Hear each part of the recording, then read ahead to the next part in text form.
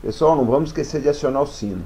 Olá, combatentes do Norte da Guerra. No vídeo de hoje nós vamos conversar sobre essa situação que teria acontecido na China, né, em que um suposto cientista ou técnico dos mísseis hipersônicos chineses teria sido cooptado pelo MI6, né, o Serviço de Inteligência do Reino Unido, e desertado para o Ocidente com diversos segredos das armas hipersônicas chinesas. Antes de entrar nesse assunto, eu preciso contextualizar o painel de mísseis hipersônicos em nossos dias.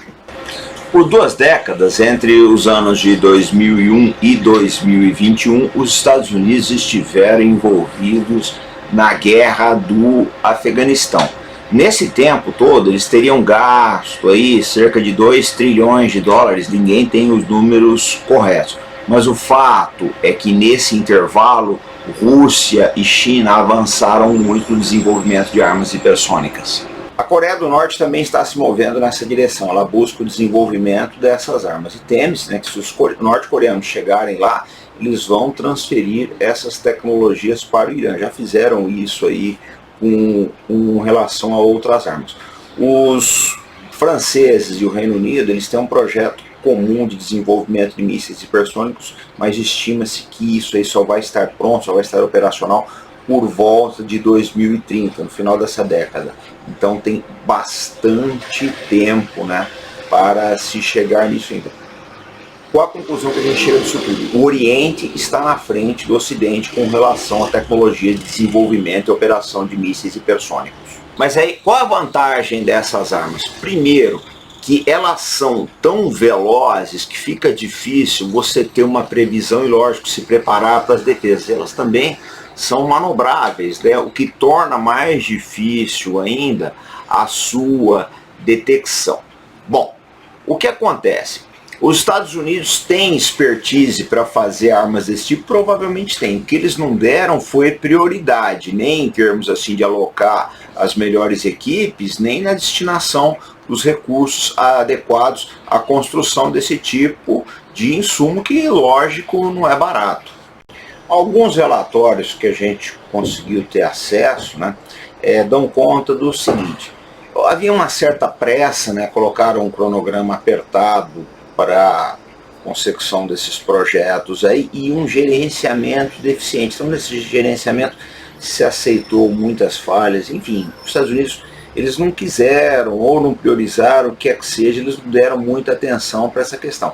Talvez seja, né, conforme eu já disse, porque eles estavam muito ocupados aí com o Afeganistão, né, como disse um inscrito outro dia, correndo atrás de poeira no Afeganistão. O fato é que esses 20 anos que os Estados Unidos ficaram, né, na Ásia Central foi um atraso muito grande para as forças armadas americanas, com esse dinheiro todo que eles gastaram, poderiam ter construído mais porta-aviões, modernizado o arsenal nuclear, construído submarinos, etc. O fato é que Rússia e China aproveitaram esse tempo, investiram nessa nova doutrina de mísseis hipersônicos, que na verdade vai muito além do conceito material, é uma doutrina de emprego extremamente revolucionária, né?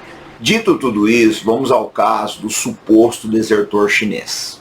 Nós sabemos pouca coisa a respeito desse caso, né? Não foi feito muito alarde a respeito disso, não.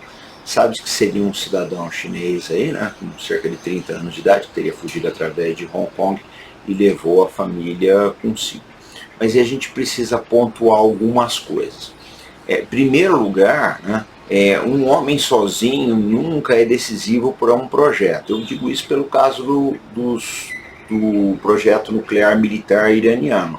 Os israelenses mataram diversos cientistas, cerca de 7, e o projeto continua.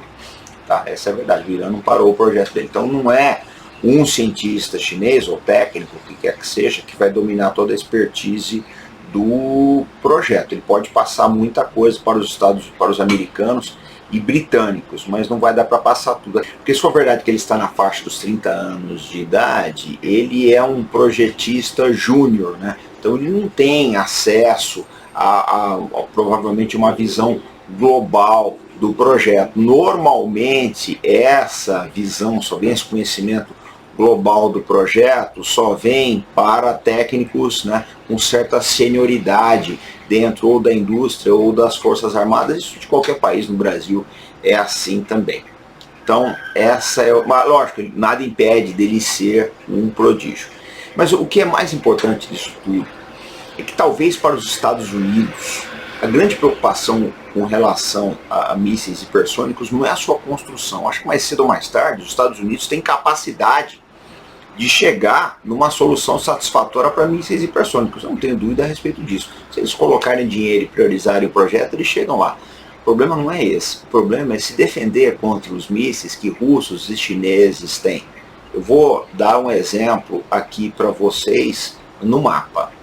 Vamos pegar o Estreito de Taiwan, né, que é uma região de muito interesse para os Estados Unidos. A gente pega aqui na parte mais que tem maior proximidade entre a ilha e o continente, deve ter aí cerca de 100 quilômetros, um pouco mais, um pouco menos. O que acontece? Uma frota americana posicionada ou no Estreito ou mesmo a leste de Taiwan, ela seria completamente, né, suscetível a ataque de mísseis hipersônicos baseados na costa da China com pouquíssimo ou quase nenhum tempo de reação. Ou seja, talvez os Estados Unidos precisem dominar toda a tecnologia de construção desses artefatos para depois entender como é que quais seriam as contramedidas mais eficazes. Por que eu digo tudo isso? Que o grande poder das Forças Armadas americanas está nos seus grupos de porta-aviões. Eles chegam numa costa e têm condições de impor, né, a vontade política dos Estados Unidos de projetar poder naval. Só que ante essas ameaças é temerário você posicionar uma frota na costa da China. Isso sem contar armas nucleares, eu vou nem entrar nesse quesito aí, mas só na defesa, né, contra porta-aviões, usando munição convencional mais levada por mísseis hipersônicos, a possibilidade da Marinha Americana operar impune nessas áreas é bem remota. Então, o que acontece? A grande preocupação hoje dos almirantes americanos é isso. Vocês veem diversos despachos aí do Comando Indo-Pacífico, justamente com essa preocupação, né, das defesas dos grupos de porta-aviões. De maneira que, se essa história toda do espião for verdade, a gente não tem condições de comprovar, isso é um fato, mas se ela for verdade, esse espião, né, ele só vai ter validado o seu DOT que a gente fala em inteligência, são as informações que o desertor traz, né, quando ele muda de lado. Ele só vai ter o seu DOT bastante apreciado se ele conseguir apresentar para o establishment militar americano soluções adequadas, né, para mitigar o impacto dos mísseis hipersônicos chineses e quiçá russos. E na nossa lista de desejos da Amazon vocês encontram diversas publicações sobre Edward Snowden e outros assuntos ligados à espionagem. E é o que eu falo sempre, todas as vezes que vocês compram livros e outros itens na Amazon, vocês estão ajudando o canal Arte da Guerra. Bom, gente, a conclusão que a gente chega, né, é que é muito cedo para avaliar se houve mesmo esse estrago todo, porque essas histórias muito fantásticas de espionagem, a gente sempre tem que ficar com um pouquinho de pé atrás. Eu quero falar uma coisa para vocês, a deserção mais fantástica dos últimos anos é pouquíssimo falado, quase ninguém fala, porque é canal de molecada falando isso. Foi Edward Snowden. O Snowden, ele tem um prejuízo enorme para as Forças Armadas e para as instituições diplomáticas dos Estados Unidos. Ele levou com ele segredos e derrubou muita gente. Essa é que é a verdade, tá? Se vocês estudarem a história do Edward Snowden, vocês vão ficar espantados de ver a quantidade de segredos que ele revelou, segredos americanos que ele revelou ao mundo. Foi realmente um dos maiores prejuízos da história da espionagem nos Estados Unidos e quase ninguém fala disso.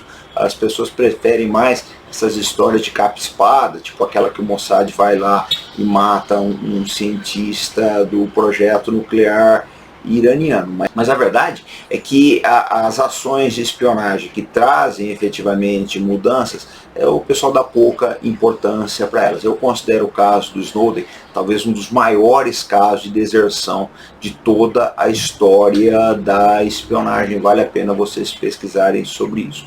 Então esse foi o nosso vídeo de hoje. A gente está voltando daqui a pouco, sempre com responsabilidade e compromisso.